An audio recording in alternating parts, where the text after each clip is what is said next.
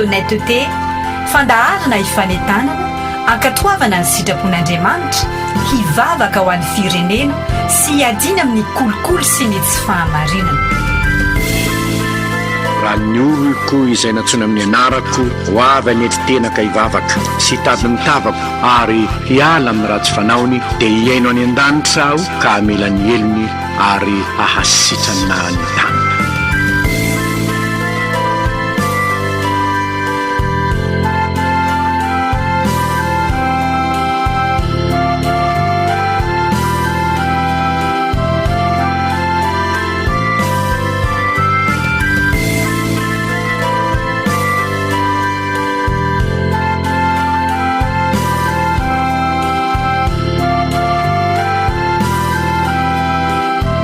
soratra masina ny fahamarinana manandratra ny firenena oabolana toko 720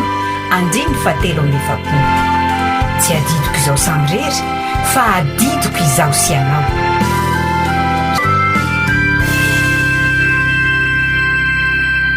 Mpifilanareo avana arabarana rehetra amin'ny anaran'i Jesoa Kristy tompo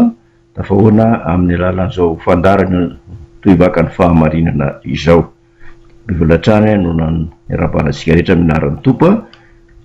namolatrany ny fiadansa fahasoavany amintsika tsiraray avy. Lesika hivavaka Andriamanitra misotranao zay mbola nomenao fotoana afara mifampahery sy fampitatana ka manoro ny lalana tsara zay efa misotranao mba andehananay dia ny lalana makany ny fiainana mandrakizay. Tianao zay hiatana eto tany ary tianao koa izany fiadanana zany mba ho mandrakizay eo amin'ny fanjakanao Andriamanitra dia arovo zay mba tsy ho lavo amin'ny fakapana lavo amin'ny fahotana mba ka lasa lavitra anao indray raha risy hevitra mampisaraka anay aminao tompo dia misaotra anao indrindra ny amin'ny famonjena zay nataon'ny Kristy zanakao teo amin'ny hazo fijaliana mba ho fanavotana anay. Manana hafatra omenana indray tompo amin'izao fandarana tohivaka amin'ny fahamarinana izao miterena aminay famiana izay mponomponao mikataka izany zareo amin'ny alalan'i Jesosy Kristy tomponay. Amen. Tean'Andriamanitra izay tondrana fampiarezanao antsika indray amin'izao fandarana tohivaka amin'ny fahamarinana izao dia araka ny hitantsika ao amin'ny epistily an'ny Hebreo toko 7 tomboka amin'ny andinin'ny voalohany ka Hebreo toko 7 tomboka amin'ny andinin'ny 7 ka hatramin'ny 15. Hoy ny vaky ny teny amin'ny anaran'i Jesosy tompo ko arak'izay lazain'ny fanahy masina hoe anio raha ian'ny fiainanareo azahoana mafy ny fonareo tahaka ny tamin'ny fahasorana tamina andro fakapanahy tany anefitra izay naka ny razanareo fanahy ahy tamin'izany toetra ary nahita ny asa 7 taona izy ko ateza tamin'izany tany anak'izany aho ka nanao hoe ireo dia maniesy amin'ny fony mandrakariva ka tsy nahalala ny lalako ary arak'izany no nianianako tamin'ny fahatezerako hoe tsiditra amin'ny fitsarako mihitsy izy. Tandremo rahalahy fandraisy aminareo no anana foratsy tsy mino ka hiala amin'Andriamanitra velona fa mifananary isan'andro raha mbola atao hoe anio fandraisy aminareo ho tonga mafono ny famitahany ota fifatongam-piombana amin'ny Kristy isika raha miazona mafia ny fiandohan'ny fatoky itsika hatramin'ny farany raha atao hoe anio raha ian'ny fiainanareo aza mana mafy ny fonareo tahaka ny tamin'ny fahasorana. Emindiny 12 sy 17 avana tondrantsika fampiarezana amin'izao fandarana tohivaka amin'ny fahamarinana izao. Nivaka ny teny aminareo tandremo rahalahy fandraisy aminareo anana foratsy tsy mino ka hiala amin'Andriamanitra velona fa mifananary isan'andro raha mbola atao hoe anio fandrao isy aminareo tonga mafoa noho ny famitahany bota. Iza moa no tokony hifampahery sy fananatra ry havana fa tsy izaho sy ianao zay efa resy lahatra ny filazantsara ny Jesosy Kristy olona efa tafiditra ao anatin'ny fanjakany Kristy rehefa nibebaka ka niala tamin'ny ratsy fanaony dia noravan'Andriamanitra ny herin'ny ratsy ary dia nomeny fiainam-baovao ao amin'ny Kristy zanany isika mba anam-piadanana eto tany ary anam-piadanana mandrakizay. Fampitandremana no ambarany epistily ho an'ny Hebreo. Raha maky ny epistily ny Hebreo mitsika dia epistily nosoratana mandreo jiosy kristianina izay nandray ny filazantsara ny Kristy ary tonga piombina ny amin'ny fanavotana, piombina amin'ny famonjena zay nataon'Andriamanitra tamin'ny alalan'i Kristy. Ny zavatra nitranga ka natonga ny mpanoratra epistilon'ny Hebreo dia tamin'izany fotoan'andro izany dia mafy dia mafy tokoa ny fakapanahy zay maro karazana zay nitranga, ary mpanoratra epistily ty dia nampitandrina sy nampahery andreo jiosy kristianina mba tsy ho ketraka manoloana zany ady atrehana amin'ny fanarahana ny Kristy izany. Ary ambara moa zany eo amin'ny epistily amin'ny Hebreo toko 4:12 hoe mba tsy ketraka ianareo fa anahaka ireo mandova araka ny teny fikasana amin'ny finoana sy ny faharetana. Raha miresaka hoe kristianina zany tsika dia hoe kristianina dia ireo olona zay efa misy lahaty ny filazantsara, olona efa nibebaka niala tamin'ny ratsy fanaony, ary nino an Jesosy Kristy ho tompo sy mpamonjy ny fiainany, ary dia nateraky indray dia olona nandray ny fiainany fanahy masina. Ndray zany atao hoe vokatry ny fanahy dia manana fitiavana, manana fifaliana, manana fiadanana, faharipo famindram-panahy, fanaovan-tsoso ny fahamarinana, fahalemem-panahy sy fahonam-poa. Zany no olona zay efa nandray zany filazantsara ny amin'ny famonjena nataon'Andriamanitra tamin'ny alalan'ny Kristy zanany tonga nofo tetỳ amin'izao tontolo izao izany. Inona fa olona efa niala tamin'ny fisainan'izao tontolo izao, manao fisainan'izao tontolo izao raha misy olona anankiray na havany zany na namany zany dia nisy hoe fahavoazana teo amin'ny fiainany, dia sasiny ary faly izy raha misy zavatra manjoatra zany. Ary indraindray raha misy atao hoe misy loza zay mety hitranga amin'ireny olon'ireny, na misy zavatra zay mety hanjo azy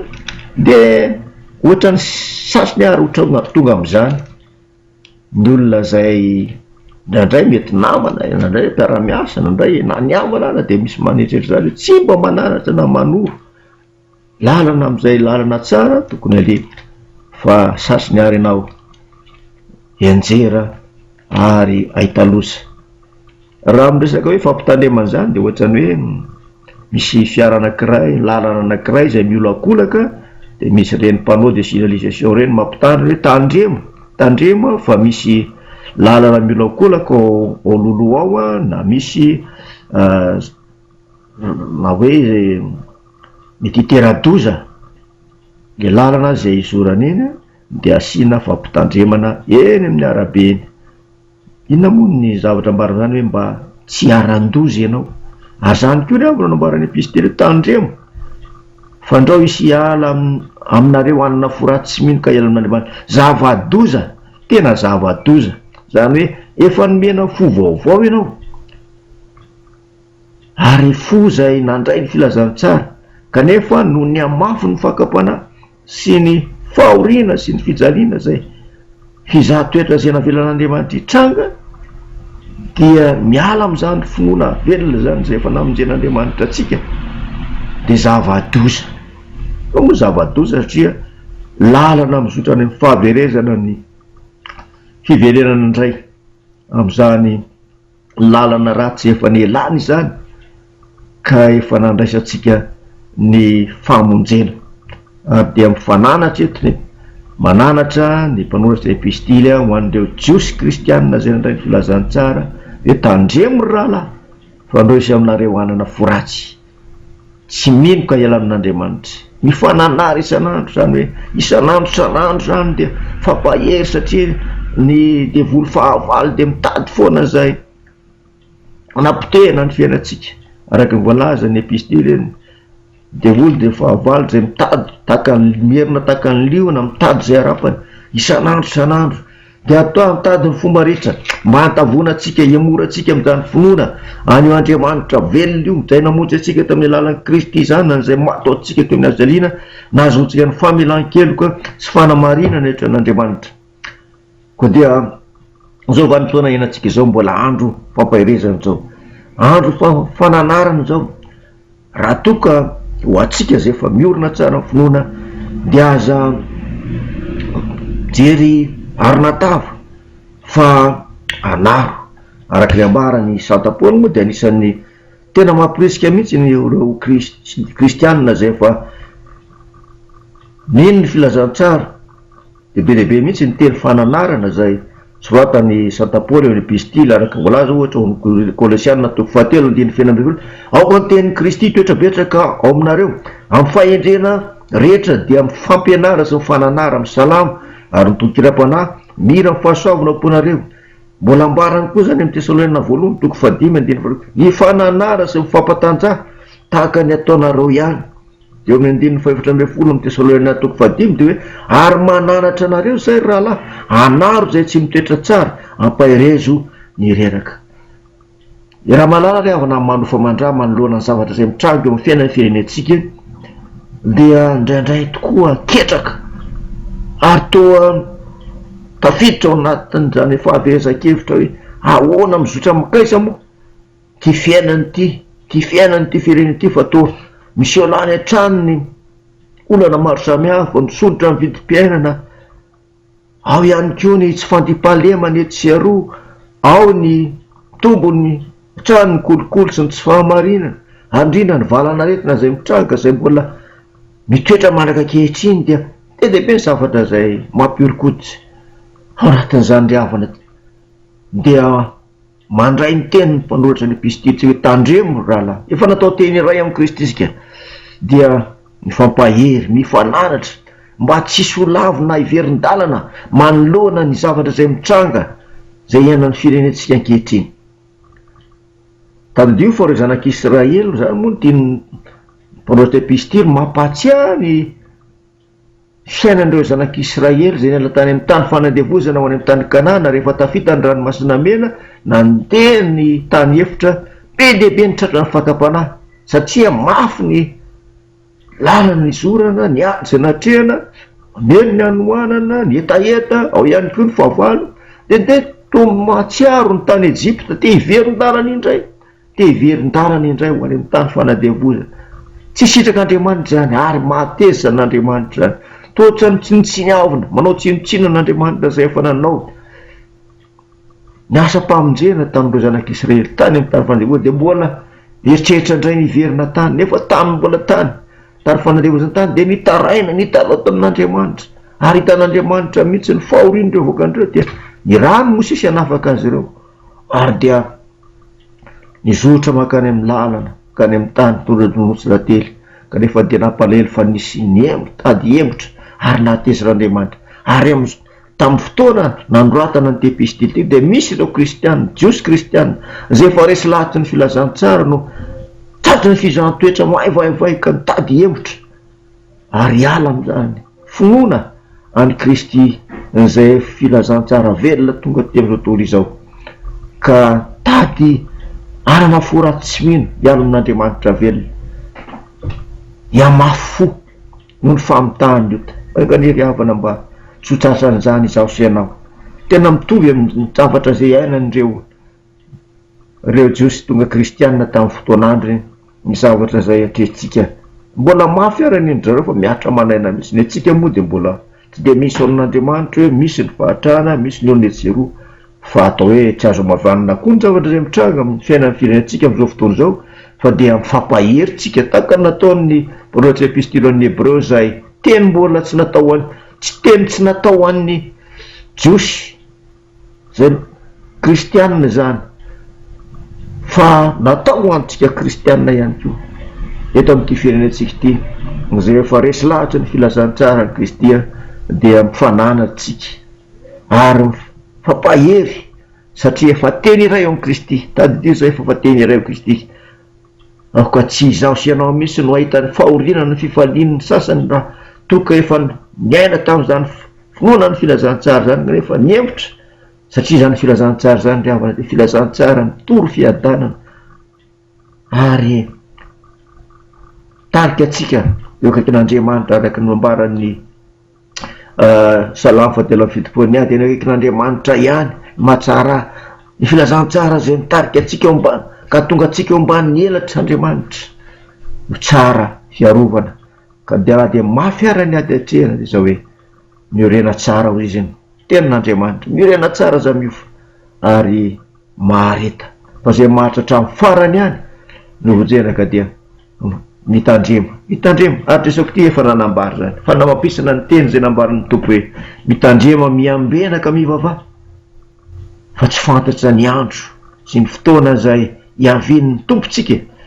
fa ndro le ty am'izao tontolo izao zay andray re olona zay matoky ka naharitra tamin'ny fakapanahy ny olona tamin'ny fonona ka tsy niala tamin'Andriamanitra velona. Miresaka kolokolo moa tsika am'izao fotoana zao tsy fandarany tovaka amin'ny fahamarinana de miady amin'ny kolokolo sy ny tsy fahamarinana be dehibe ny olona no tratro ny fakapanahy satria mihamafy ny fiainana toa miakatra ny vidim-piainana ary toa tsy ampitsony ny karamana ny fivelomana zay entina ampiaina ny ankorana sy ny velona araka eto amin'ity tany ity de lasa tratro ny fakapanahy, tratro ny fanangolen'ny devolo dia tratro ny voafitaka ary dia lavo tandremo ry avo so anana foratsy tsy mino tsika fa minoan Jesosy tompo izy ny tenan'Andriamanitra de vonjery ianao sy ny ankonanao miorena tsara amin'ny finoana ny Kristy zay efa namonjy atsika eto anatin'ny fotoan-tsarotra ao anatin'ny ady sarotra satria ny fahotana zay namatotra atsika de nanalavitra atsika n'Andriamanitra ary fahaverezana no dikan'izay fa rehefa tonga kosa Kristy zay namonjy atsika eto anatin'izany fahotana zany nandrava ny hevitry ny fisarana tamin'Andriamanitra nandatsaka ny rano teo Nazarena zay nampiavana atsika indray tamin'Andriamanitra fahasoavana lehibe men'Andriamanitra atsika izany ary zany nambaran'ny Saint Paoly hoe fa fahasoavana namonjena anareo tsy avy aminareo zany fa fanomezana avy amin'Andriamanitra tompontsika de avy malala mifanana tsika tandremo aoka tsy hanao ny fanao zao tontolo izao voalefa niova izaka efa tonga olom-baovao amin'ny Kristy zao sy ianao tany mafy ny finoanan'ny Kristy fa Kristy efa nanomana atsika fa tsy maintsy hiverina izy ary reo pisty zay ambarana any amin'ny Saint Paoly na ny ho an'ny Hebreo dia mananatra isan'andro mba hitazomantsika zany finoana velona izany fa ianao hoe za fa tsara toerana ho Kristy de tadidio fa mbola maro ianao matsika zay mbola very ary tady hevitra de ndaotsika ifampitatana satria ny kristianina zay efa nandray ny filazantsara de efa tonga mpianatry Kristy fampitatana ho an'ny fiaina mandrak'izay zany kokane tsisy hiala na fanary ao anatin'izany ady sarotra zay diavina ankehitriny zany fa ifampahery araka nambara teo ifampahery amin'ny alalan'ny salamo sy ny tononkira-panahy mihira amin'ny fahasoavana omponareo izy izy Saint Paoly ho an'Andriamanitra ifananatra isan'andro rehefa mahalalo amin'ny tompo mandalo fotoan-tsarotra ny fiainan'ny firenentsika ary toa mampiorokoditra ny zavatra zay mitranga etsy aroa ao ny tsy fandriam-pahalemana ao ny heritreritra maro samihafa ao ny reti mifindra zay tena amozana ny olona maro kolokolo sy ny tsy fahamarina manitra ny firenentsika fa aza mitanondrika eo anoloan'izany fa banjiny mandrakariva ny azo fijaliany Jesosy Kristy zay fa niraisantsika ny famonjena ka aoka samy haritra amin'izany fomba zany aoka samy hitana ny satrom-boninahitra zay fa nomeny Kristy atsika ka samy ahatra hatramin'ny farany fa zay mahatra hatramin'ny farany ihany no vonjena tanatsika trany fikiratsika ny tenin'Andriamanitra ifampahezatsika ary fananaratsika anisan'ny fananara lehibe koa ny tena fanevany tovaka family raha ny oloko zay natsona ny anarako mavenetry tena ka hivavaka sy hitady ny tavako ary ala amin'ny ratsy fanaony tena nandanitra aho ka mela ny eliny ary ahasitrana ny tany tena sitrapon'Andriamanitra mihitsy planin'Andriamanitra mihitsy ny amonjy atsika sy anasitrany ty tany tiky ka izao sy ianao zay efa nijoro tsara mifinoana ny filazantsara ny Kristy dia aoka hiatsaka mandrakariva ny tavin'Andriamanitra hivavaka hiresaka amin'Andriamanitra isan'andro amin'ny alalan'ny teniny ka iorona amin'ny teniny satria ny teny Kristy teny fiainana ary teny fanelony tongotsika sy fanazavana ny lalantsika. Hoy Saint Paoly, aoka ny teny Kristy toetra betsaka ao aminareo, fa ny teny Kristy dia fanelony tongotsika sy fanazavana ny lalantsika iaka dia fananantsika sy mbola fampaheritsika mara-piaviny Kristy ny andro amin'ny lanitra dia aoka samy tsoketraka ary tsokivy fa samy ifampahery isanandro ifampivavaka araka ny teniny apôstôly Jakob apôstôly mifampivavaha mba ho sitrany andro ifampivavaka tsika mba samy ahery ao amin'ny Kristy tompontsika ka hanolotra ny fakapanahy sy ny fanangolen'ny devoly zay toa ne mahazo vahana amin'izao fotoana izao ka na dia ny olona zay efa nandray ny filazantsara dia mitady hevitra fa ny epistolon'ny Hébreux dia teny famparezana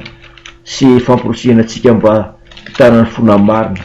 Zao nambarany taom-pamaranana hoe fa isika tsy mba naman'izay mihevitra ho any amin'ny fahaverezana fa naman'izay mino mo amin'ny famonjena ny fanahy. Ka dia tononona amintsika ny fiadanan'i Kristy miorena tsara aza miova ary mahefa be manakariva amin'ny asan'ny tompo ary tany mafy ny finoana zay efa nampinoana asy anao ka mijoro sahy mijoro vavolombelon'i Kristy ary raha misy namantsika zay mety lavina ketraka landroana ny zavatra fiainana zay mitranga ankehitriny dia ampahirezy izy anaro izy